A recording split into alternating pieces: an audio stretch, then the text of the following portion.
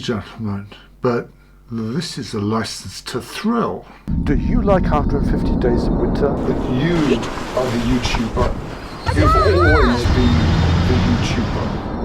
I think I did a good job.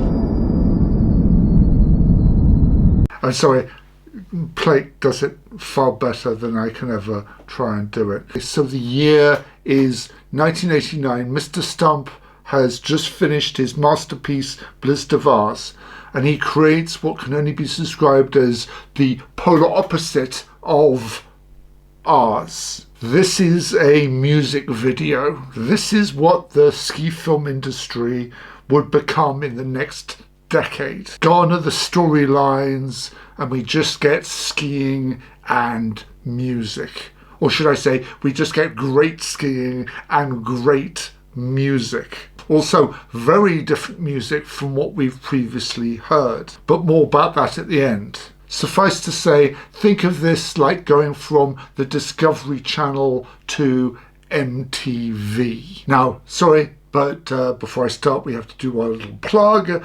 If you don't own a copy, you can buy a digital version directly from Greg at blizzardsnowstore.com. Nice little way of saying thank you to Mr. Stump. If you want to say thank you to me, well, first of all, you can click on that subscribe button, and you can also check out my t-shirt store. We have over 60 designs, including this one, little nod to the, I think, Red Hot Chili Peppers, but also to this Stump Blake t-shirt. And of course, if you use the code STUMPY, you will get 10% off as well. And as always with all of these films, there is a thrill counter on the corner. And if you're keeping count, this was number 4 in my previous review of all of Greg Stump's films. Can you guess what 3 films beat it? So as we start the film, we are greeted by a sort of amuse-bouche, so to speak. It gives us an idea of what the musical taste is going to be like for this film. What we're given is like a fast forward of all 5 previous Greg Stump films, which are, if you are keeping score, The Droids, Time Waits for Snowman, The Good, the Rad, the Gnarly, Maltese Flamingo, and of course Blizzard of Ours. All wonderfully punny titles, I'm sure you'll agree. As we are caffeinated, we can jump directly to the Varney Snowboard Air Competition. Wonderful vintage snowboard competition where a simple grab was the height of complication. How things have changed. I must warn you that when watching this film in its entirety, you must get used to Blake's maniacal laugh that might get a little bit wearing after a while. Rather like Groove Requiem, the VHS and the DVD are quite different. In the DVD version, there is a large section taken from American morning daytime TV where a very straight presenter is sat opposite Scott Schmidt and Glenn Blake, who looks like he is a walking advertisement for the 4th of July. Very out of character for him. Yeah, slightly amusing. Then, of course, we get a PSA from Greg asking people not to imitate these pros. It also has a mention underneath, I believe, about the accident that Lynn Wyland had in Blizzard of Ours. Only in America, the land of the lawyer. Of course, this is followed by everyone else throughout the video. My favourite one is, of course, Mike Hattrap saying, "I'm worried about young people imitating Blake." And then he says he peed his pants in my mom's car. But then we come to Glenn Blake's vision of the opening of the film, which is great. And it's a shame that it was never brought to life. Now, I can see Glenn in his massive Cadillac, the one from Dr. Strangeglove, in the middle of the desert being pulled over by a redneck police officer with the big mirrored aviators. And of course, when he goes into the glove compartment to get his license, you see all the sponsors' logos fall out. Can you see it? Excuse me. This is a license to thrill. Boom. Glenn, if you want to film that, call me. Okay? To go through this film bit by bit and point out each of the highlights is, of course, because there is no like storyline like before. However, there are some, nice little interviews that he has, little talks, and Scott Schmidt talking about the final couloir in Blizzard, which is a nice callback. Of course, if License to Thrill is the first Greg Stump film, please go and watch Blizzard of Ours.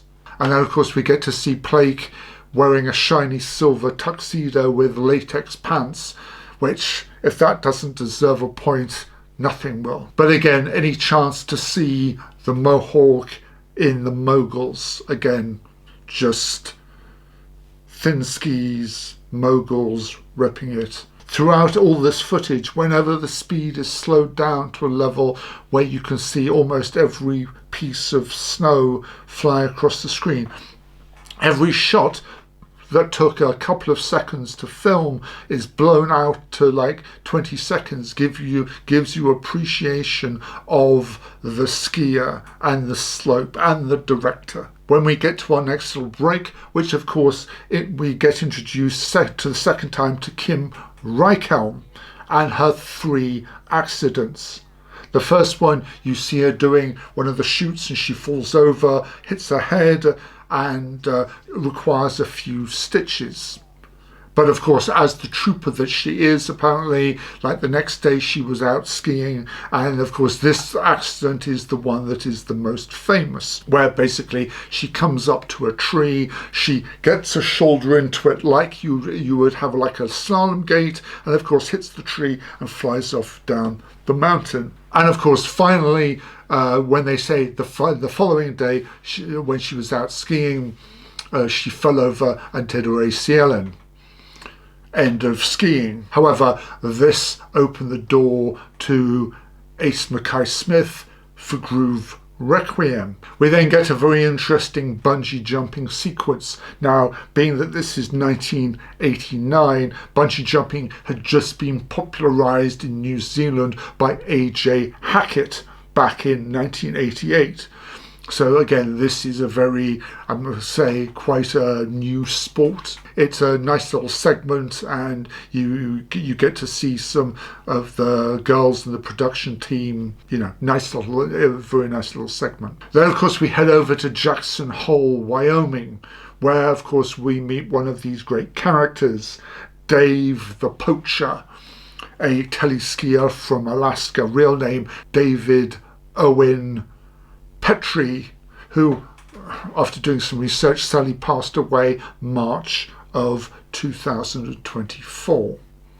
But again, it's a nice little story about someone who is not in the group of the film production. Then, of course, we head over to Blackcomb, and of course we get introduced to the town, and everybody is looking very 80s. The younger viewers, the circle of people, are playing what is called a hacky sack, which is a small crocheted bag full of seeds which you would kick around the group or whatever. Again, very 80s. And of course, when we get onto the slopes, we see again many of the slopes that Blackcomb is famous for.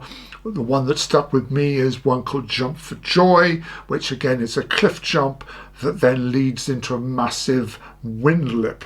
And of course you see them doing triples off the wind lip, which again is just amazing. And then we have the Blake sequence where the Mohawk is looking very crisp with his leather jacket, and again we get to see some great mogul skiing. He hasn't quite mastered the ski sabarage quite yet. However, the bebop mono skiing down moguls is again worth a couple of points. Of course, then we head to the Rainbow Glacier for one final hurrah in Blackcomb, and again we get some, again, all to great music, a great way of finishing it. But what about the music? Well, What about the music? There is a gentleman called Robin Hancock who is has the nickname Bin Mix, who is an engineer, remixer, and a music producer who has his fingerprints on about 80% of the tracks in this video, and they are really rather good. Most of the music on this video comes from a band called Nasty Rocks, and I think if you're looking for an album for their music, they have one with like an anthology. It's called Cash, and it has most of the tracks, although not these mixes on them. We have two other tracks which deserve a mention, one of which is Crime Inc. from Hoodle and Priest, which unfortunately I couldn't find this on any of their albums, which is a thing. But again, it's got to be funky. Finally, we have Dance Yourself to Death, which is a mixture of 808 State, very different from what we have heard before. So there you have it. That was License to Thrill. I hope you enjoyed. I hope you go out and watch it because it's well worth watching. As always, you can buy the video from Greg, you can buy one of my t-shirts, click the subscribe button, click the like button, leave me a comment down below, and I will see you all in the next video, which might be P-Tex lies and duct tape. And on that, I will see you all in the next review. Ciao.